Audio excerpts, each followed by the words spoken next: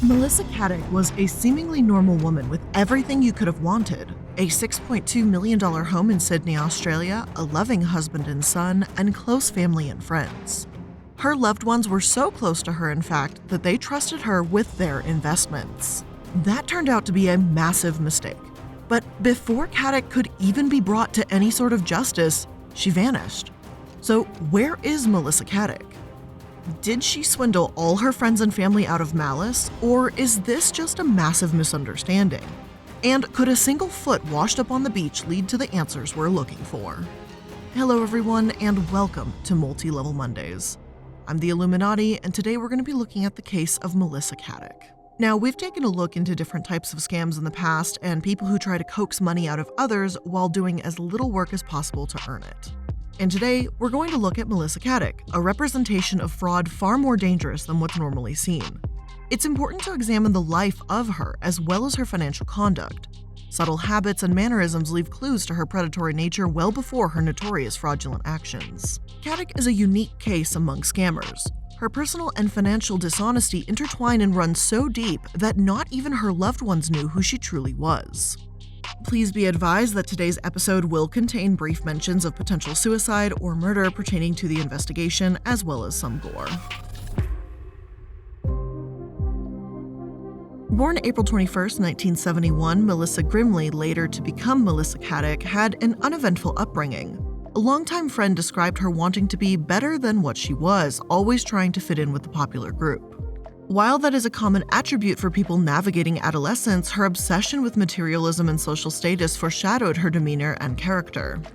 After primary and secondary school, she enrolled at Patrick's College, Australia in Haymarket to study secretarial and business administration.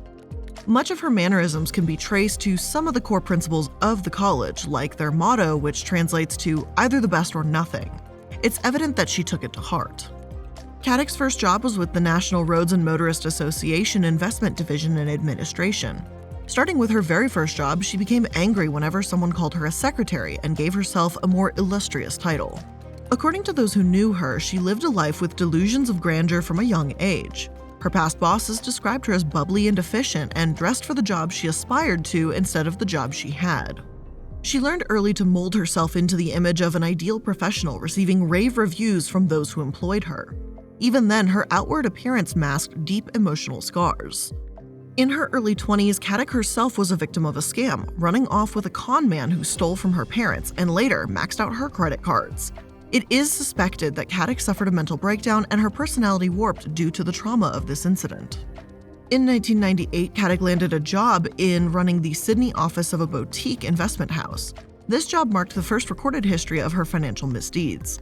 6 months after her hire, she was confronted with evidence of her forging her boss's name on 4 checks worth nearly $2,000. It's here that we should note that white-collar crimes, which include the likes of fraud, embezzlement, bribery, and other nonviolent gains, get relatively low attention by the media. The exceptions to the rule are extreme cases with large victim counts and high financial casualties, like the one we're covering here. The general public knows less about these sorts of offenses and the legal repercussions, and usually victims can't be identified solely by outward appearances. The only tangible exposure for many is romanticized by the media. Movies and television portray these actions as either exciting and lucrative, like the Ocean series, or as a form of vigilantism, like the recent Leverage television series. Medcrave released information suggesting that white-collar crimes are far more common than assumed. Offenders get substantially lower prison sentencing than violent offenders. Whether it's the lack of knowledge or debatable levels of leniency by companies, white-collar criminals are more likely to be repeat offenders. The article also states that white-collar crimes typically harm more people on average than violent crimes. Of course, when these financial crimes are the ones we saw, like with Park 432 Avenue, they may not gain a ton of attention because it can be hard to feel sympathetic for the victims, who are already millionaires or billionaires. Caddick's next step in her rise to notoriety was Wise Financial Services, where she started as an office manager. In 2002, after she finished training in financial planning, she borrowed $750,000 to buy a 25% stake in the business. The following year, she was featured in the trade magazine Independent Financial Advisor. Ironically, she warns readers against falling for pyramid schemes in the magazine, saying, "Like any profession, financial planning has unscrupulous operators." She cautioned against pyramid schemes and said, "No matter how great a deal might look, it was vital for potential investors to check that their financial advisor was accredited, qualified, and ethical." The same year, Caddick fell short of her own criteria. She again revealed her jaded principles as she battled with Wise Financial for the right to independently recommend properties and shares to her clients. The company gave a firm no, and Caddick left the company in 2004 with her reimbursed investment money. In 2000, she married Tony Caddick, whom she encouraged to finish his law degree. Tony Caddick became a solicitor in 2006, and the couple welcomed their son into the world shortly after. They moved to England in 2010, but their happy England life fell apart 18 months later after Melissa Caddick was caught cheating with her hairdresser, 31-year-old Anthony Coletti. In 2012, Melissa moved back with her son to Australia, where she lied about the circumstances behind the split, claiming Tony was abusive, controlling, adulterous, and dishonest. Considering her reputation, she easily turned her loved ones against her first husband. And later that year, she remarried to Coletti. Conversations with Caddick's friends suggest she was controlling of both husbands. Coletti was often regarded as the handbag or the boy toy. Her friends perceived Caddick as wearing the pants of the relationship, controlling their finances, as well as Coletti's career path. She convinced her husband to delay his dreams of becoming a DJ and quit his job, securing her stranglehold over his life. Being in constant control of finances is one of the determining factors in identifying financial abuse, which Coletti's testimony suggests he was a victim of. The return to Sydney marked the beginning of Caddick's core scheme. Much of Melissa Caddick's story seems typical of white-collar criminals, but it was her personal qualities that made her lies so difficult to sift through. She was a predator, much like most who commit frauds, but her influential nature went deeper than a person-to-person interaction. Caddick truly believed she was worthy and deserving of all her things, whether ethical or not. Examining her history and personality, it is honestly a challenge to identify when she was acting and when she was being genuine. It could be easier to detect had she befriended and swindled strangers, but her targets were the ones around her most, the ones you'd expect to see her true self. It is comparable to method actors becoming so involved with their characters that they literally forget who they are, like Heath Ledger's famous or infamous portrayal of the Joker in The Dark Knight. It is not a stretch to suggest, perhaps, that Caddick became so engrossed in her facade that she honestly believed she was a financial savant. Ahona Guna, a clinical and forensic psychologist practicing in Melbourne, Australia, suggests it is likely that a number of psychological factors, such as distortions in her belief system and callous emotionality, are likely to have allowed her to perpetrate fraud of this extent on close family and friends. If the fraudster believed all her stories, she could take these actions with total conviction. A person who would believe all their lies as truth is exponentially more dangerous than a mere liar. For as long as people knew her, Melissa Caddick meticulously maintained her public image, constantly adorning herself with expensive jewelry and clothing, luxury cars and homes. She was always well-dressed with makeup and her trademark red Chanel lipstick. This translated to the care of her child, claiming her son was always perfect and she never struggled with his care. To explain the image, Caddick lied again. How was she worth that much? She had a story, and the story was that she'd worked for another company, that her and two other people had built this program, and it was such an amazing program that one of the superannuation houses bought it out, but her share of that money was $86 million, and she was not allowed to work in the industry for 10 years, which she didn't. The truth was that she was worth about $600,000, and that is a lot of money, but that's a far cry from the amount she claimed. To her friends, she was kind, honest, and always willing to give. According to one of her friends, and the reason that she was coming back into the industry was only with her friends, because, I've made a lot of money, I just want to help my friends out. And Oh, so she was working for you out of the goodness of her heart. Absolutely. Yeah, that was one of her lines. Yes. And, I just deal with people I want to deal with, mainly friends, and, take care of them and give them a nice life too, sort of thing. Another friend recalled, her thing was, I like to help women to get them started. She was noted for sharing her fancy clothes and purses with friends, fostering personal relationships and friendships with her unsuspecting victims. She had intimate conversations and shared genuine information. Often, the ones who would coerce a target into giving them money do not go after the money initially. Building relationships, an image, and a version of reality go far in influencing how one would trust their money in the hands of another person. After the connection had been established and faith solidified, scammers go after their target's finances. Caddick played the role of dear friend for years, and no one suspected her of what followed. Her close family and friends have been left questioning the person they spent time with through the years. The first victim of 2012 was her friend, whose financial advisor license she operated under, despite that friend rejecting her request to use it. We've discussed the nature of Ponzi schemes and scams before, and the nature of these financial transactions are important clues to who Melissa Caddick is and how she actually operated. Of course, using her friend's license number was pivotal to getting away with the fraud for so long. She already showed a tendency to forge signatures and take what wasn't hers. With a license to use, she opened up her own business, Molliver Financial Services. Leveraging the trust of people she'd known for years, Caddick started by creating an elaborate and detailed sales pitch. She was described by two distinctive traits: a desire to help women and the illusion of scarcity. She would often initially turn people away before later giving them a call for one-time chances to get in. The potential client would have to hurry if they wanted to secure her services. The spine of her scheme revolved around superannuations and super funds. According to CanStar, a research agency and Australia's biggest financial comparison website, superannuation, or super, is a compulsory system of placing a minimum percentage of your income into a fund to support your financial needs in retirement. Your super is invested in a range of assets to help grow your balance so you can have the best possible retirement outcome.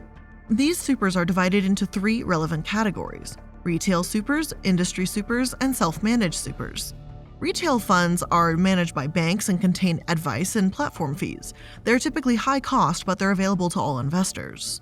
Industry funds are generally low cost and not for profit, meaning profits are put back into the fund for the benefit of members. Most offer accumulation and pension funds. The downside with industry funds is that it limits what sort of investment an investor can make. Investors who want more control or flexibility can run their own self-managed super fund or make it a family affair and involve their partner, adult children, or other members up to a maximum of 6. All members must be trustees or directors if there is a corporate trustee, and are responsible for all decisions made about investments and compliance with relevant laws. There is no minimum investment, but setup costs and annual running expenses can be high, especially if you use administration or other services. The financial advisor encouraged her clients or victims to abandon their retail or industry supers and replace them with self-managed supers. Then, instead of the hassle of managing their future assets, they relied on her investment expertise. It was supposed to be the best of both worlds, having total control over their investments while allowing Melissa to handle the complicated financial hurdles. Since she managed her clients' portfolios, she controlled the flow of information as well as any checks and balances that were in place. Molliver constantly replaced any client Caddick may have lost, creating a continuous flow of money. While the clients had more financial freedom with their nest eggs, they bore all the risk of poor investments, or in Caddick's case, of unscrupulous activities. The pros and cons of these financial options can be debated, but it is imperative for people to put their money in a place where it is safe and trusted. The clients thought they did, but they were mistaken. Instead of keeping her word and placing her clients' money in legitimate investments, Caddick put their money in Molliver's bank account and created a fake CommSec account. CommSec is Australia's largest online stockbrokering firm and a subsidiary of the Commonwealth Bank. This false account had 6-digit ID numbers, whereas the real account had 8 digits. She forged client signatures if needed, and whenever a justice of peace was needed to witness that other signatures were genuine, she forged the signature of her father-in-law, Rodo Coletti. And Rodo was a justice of peace himself, so if that helps kind of wind everything up to show you just how much control she had. The most dangerous part about this woman was her willingness to forge whatever signatures she needed whenever she wanted. She used CommSec's logo in order to create fake documents and show her clients fake returns with massive profits, encouraging them to invest with her more, as well as praise her to others. From 2012 to 2020, Caddick victimized many of the people closest to her. Her parents, her brother Adam, a group of Perth surgeons who knew Adam, close friends, and other associates fell for her image and dishonesty. Of the thousands of documents poured over by financial investigators, not one of them were legitimate. This is the real kicker of the whole scandal. Where scammers and fraudsters typically do as little as possible, this one did the opposite. Creating thousands of documents in deep detail should be as much work as doing it legitimately. Why would Caddick bother going to such lengths to preserve her charade? I want to stress that the majority of corporate theft revolves around the idea that someone is taking shortcuts to get more money. Though doing all that work did make her operation all the more convincing, she used their supposed investments to finance her home and a litany of vacations over the 2010 decade. As we know, the funds were used for Caddick's own benefit instead of the benefit of her victims. She continued repeating this process, ensnaring more and more family and friends. $23 million are still unaccounted for. Always savvy to avoid being discovered, Caddick often acted preemptively to avoid suspicion. Though, like all Ponzi schemes, she couldn't keep up with the charade forever. In November 2019, the Australia Securities and Investments Commission received an anonymous tip that Caddick was operating under someone else's Australian financial services license. In June of the following year, another complaint was filed and prompted the ASIC in action. On November 10, 2020, ASIC had her assets frozen and her passport seized. The following day, they joined the Australian Federal Police, raiding her home and removing millions of dollars worth of jewelry, clothes, and handbags. The morning after, Caddick left her home, presumably going for her daily jog, and she never returned. But that's not where the story ends.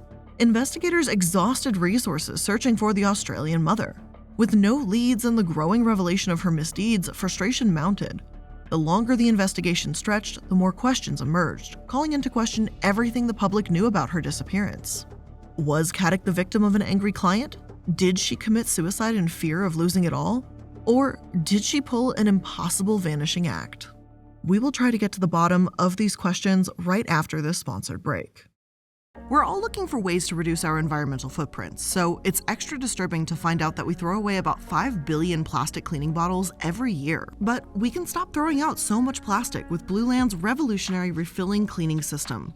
Blue Land has a simple promise. You buy one bottle and refill it forever, so there's nothing left to discard. You simply fill one of their beautiful and color-coordinated bottles with warm water and a soap or spray cleaner tablet, and in just a couple minutes, you've got powerful cleaning products. And they smell amazing too, with scents like lemon and lavender eucalyptus. They will make your house feel clean and smell good too. And they've got something for every cleaning need, from hand soaps to toilet tablet cleaners, which those apparently sell out quite quickly, so I'm gonna have to start stockpiling a little bit faster. And of course, one of my favorite products from Blue Land right now has got to be their washer tablets for when you're washing your clothes in the laundry, because they're scent free and they're gentle enough that they don't actually irritate my skin but also clean my clothes, which is excellent. And right now you can get 20% off your first order when you go to blueland.com/MLM. That's 20% off your first order of any Blue Land products at blueland.com/MLM. blueland.com/MLM. This episode is also sponsored by America's #1 meal kit, HelloFresh. HelloFresh sends farm-fresh seasonal recipes with pre-portioned ingredients straight to your door. It lets you cut down time meal planning and prepping and searching around the grocery store, and it even cuts down on time in the kitchen, with most meals taking about 30 minutes or less. So you get convenience, you get quality, and you get deliciousness. Plus, there's so much variety and the ability to customize your order. They now offer Hello Custom offerings that let you swap out a side, like adding a protein or upgrading to a more luxe version. And they've got something for everyone. Like, they now have fit and wholesome recipes for delicious, nutritious meals with 6 recipes a week to choose from, including low-calorie and carb-conscious. So no matter what you are dieting or eating, they've got something for you. And my favorite thing is that I can control what I'm getting and when I'm getting it all through their app. It's easy to use, easy to set up, and easy to work with. So make sure you go to hellofresh.com/MLM16 and use code MLM16 for up to 16 free meals and 3 free gifts. That's up to 16 free meals and 3 free gifts at hellofresh.com/MLM16 with code MLM16.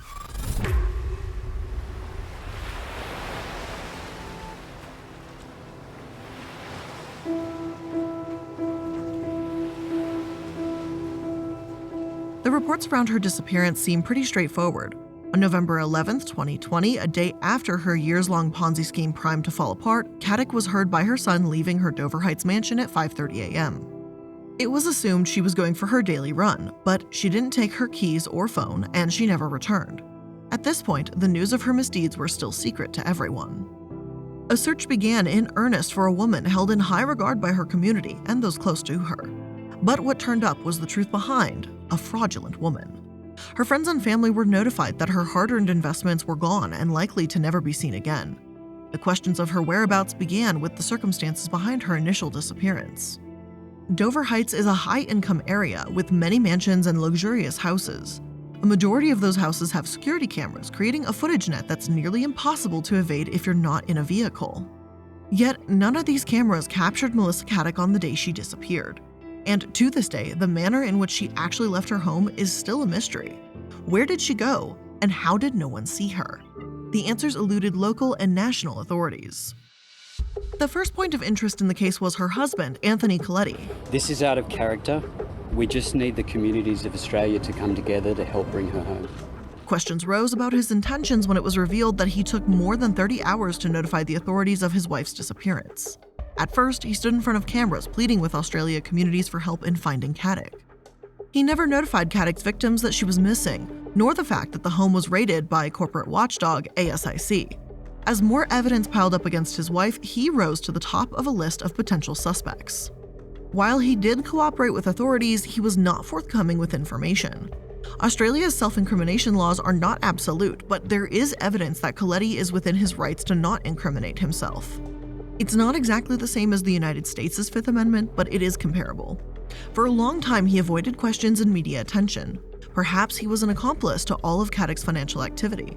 Perhaps he snapped at the sudden intrusion and revelation that his wife was not what she seemed. His father, Rodo Colletti, did not believe his son had the mental or emotional capacity to actually harm his wife. He also didn't think Anthony could help her. He stated, Anthony's a hairdresser, a damn good hairdresser, but I don't believe he has the capacity to know what a financial scheme is. I don't think he could have been in it at all or known what was going on. Even if he didn't know what was going on, he would believe everything he was told. And that's a big ouch. He is convinced that she's innocent, that she's being set up. Typically in a missing persons investigation, those close to the person missing are proactive in the search. The fact that Colletti was not piqued the suspicions of the public and media. Further conversation with Rodo suggests that Anthony is, sadly, simply a man who is just deeply in love with his wife, so much so that he couldn't see the hunter behind her smile. Anthony himself suspected that she was murdered and contained his own list of suspects. After investigation, most concluded that her husband Colletti had no association with Caddick's crimes. As much a victim as the others, Colletti currently has no job and little money to his name. Court documents revealed a paltry $1.95 in his bank account. He's been allowed to stay in their home during the investigation, but it won't be long before the mansion is sold and he, along with Caddick's son, are forced to vacate. Speaking of the media and tabloids, they salivated at the drama unfolding in New South Wales. Theories and guesses flew all over about what happened to Caddick. Suicide didn't seem possible considering she wasn't seen at a nearby cliffside known for people jumping to their deaths, but it was still a possibility. In a 60 Minutes report, bodies almost always washed up in a day, but the weeks and months poured on and there was no sign of the businesswoman. Reports and assumptions flew around the media, garnering even more local attention than the coronavirus pandemic at the peak of its volatility. Groups and petitions rose in support of the seemingly innocent wife and mother. This coincided with her history being unveiled, mixing in levels of sympathy and slander. As often with cases like Caddick's, the media painted her with intrigue. What happened to Sydney conwoman Melissa Caddick? Everyone wanted to know who she was and where she put all that money. Was she murdered? Or, as ridiculous as it sounds, could she still be alive? Fortunately for all the people who trusted her over the years, not all the money is lost. Financial investigators located a fortune the businesswoman kept hidden. A large sum of money would be returned to her investors. Recently, the courts ruled for all of Caddick's remaining belongings to be liquidated and the earnings to be given to the people she swindled. Not even the resolution has come without drama. There have been debates between the families and financial investigators of who owns specific properties. If Caddick purchased property for them with their money, did the property actually belong to them despite being in her name? That interesting argument has not run full course yet. Now, liquidators are prepared to sell 2 of her cars on February 21st, 2022, which is when this episode should come out, but I apologize. This past couple weeks have been just really rough for me, so I'm sorry that Multi-Level Mondays is not on Monday. But Colletti is scheduled to be placed on a restraining order before the 23rd to protect the liquidator, Isabella Allen. They've interpreted a number of social media posts, his music, and a Channel 7 News appearance as acts of aggression towards Allen. If she feels threatened, then I'm sorry for that. I don't mean it as a personal threat against her. I mean her no harm. Little information is provided as this is a recent update, but I would be surprised if, like all of Caddick's life, not all is as it seems. While there is relief that some of the money will be recouped, the victims cite the years of lies being the most painful. In the 60 Minutes coverage, her former friends express anger and a desire to see her brought to justice. Do you think she has a conscience? No. Some, like Rodo Colletti, are overwhelmed by the experience to the point of being desensitized, no longer surprised by reports of the fraudster's actions. Reflecting back on their interactions as evidence mounts, former friends and associates described Ms. Caddick as narcissistic and evil, someone who operated without a conscience. Of course, that is a retrospective take. Her actions fall neatly under the clinical definition given to narcissist and include qualities like a grandiose feeling of self-importance, a need for excessive admiration, and exploiting other people for personal gain. It is equally possible for her to be a narcissist or stricken with an undiagnosed psychotic disorder, as I mentioned earlier. There is the possibility that instead of being a habitual liar and narcissist, that Melissa Caddick had severe psychosis over a number of years. If that were the case, this incident would go from being about a decades-long predator to being the most expensive unraveling of mental health in history. This is a perspective that we will likely never get an answer to for the record, but we cannot look at this case without acknowledging the possibility. When 60 Minutes revealed that though she never purchased property in Aspen, she put it in her will that her parents would get it if she dies. Investigators struggled through the extra attention, being forced to admit they had no leads as to where she was. Questioning her loved ones repeatedly, it seemed like they had no answers in spite of helping all they could. It was believed that Caddick fled, leaving behind her husband and son to enjoy her riches in anonymity. What's fascinating about the search for Caddick is that, to this day, if she were found alive, she would not actually be brought to court or prosecuted for the Ponzi scheme, at least not immediately. She could literally walk into the doors of the courthouse and say, "Hi, I'm Melissa Caddick. I'm just letting you know that I'm still alive," and walk away. If the evidence is already there, why wouldn't they at least apprehend her? It also calls into question her potential legal proceedings. If she wouldn't be convicted now, would she ever face justice? The entire search for Caddick was never once described as a warrant, merely a missing persons case. I hope that would change and some sort of accountability is placed, though. Now, last year was a breakthrough. There was hope that the search had finally come to an end in February 2021, when a shoe was found washed up on the beach. A decomposed foot inside that shoe matched Melissa Caddick's DNA. The circumstances behind finding her foot made for more questions than answers, being found 400 kilometers from her home. How did her foot end up at a beach so far away when she left the house on foot? Where exactly did she go that fateful day? If she is dead, where are the rest of her remains, and why did it not show up with the foot? The beach at New South Wales washed up a number of human and animal remains around the same time they found her foot, but none of the other findings matched Melissa Caddick. Somewhere out there is the rest of Melissa Caddick, dead or alive.